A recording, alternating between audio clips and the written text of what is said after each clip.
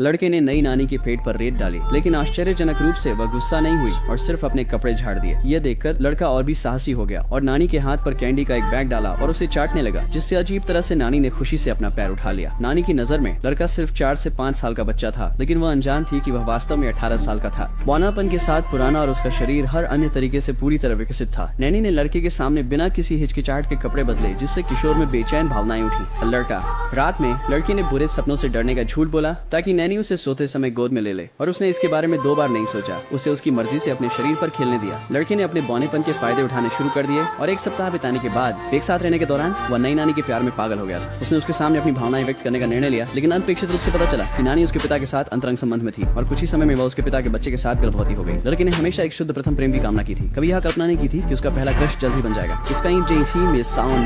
उसकी सौतेली माँ अपमानित और क्रोधित होकर उसने नानी के पेट पर मुक्का मारा। जैसे जैसे दिन बीतते गए और उसके सौतेले भाई का जन्म निकट आया, लड़के ने चुपके से कैंची उठाई और नानी के दोपहर की नींद के दौरान अजन्मे बच्चे को मारने का इरादा किया, लेकिन फिर से नानी द्वारा पकड़ा गया और रोका गया। इस घटना के बाद नानी हमेशा सतर्क रही और जल्द ही सुरक्षित रूप से प्रसव किया। बच्चे को जन्म देकर वह सौतेली माँ बन गई। वह बहुत खुश थी। परिवार और मित्रगण खुशी मनाने आए, जबकि केवल लड़का ही दुखी रह गया। उसे एहसास हो गया कि नानी चालाक थी और केवल उसके भावनाओं के साथ खेल रही थी।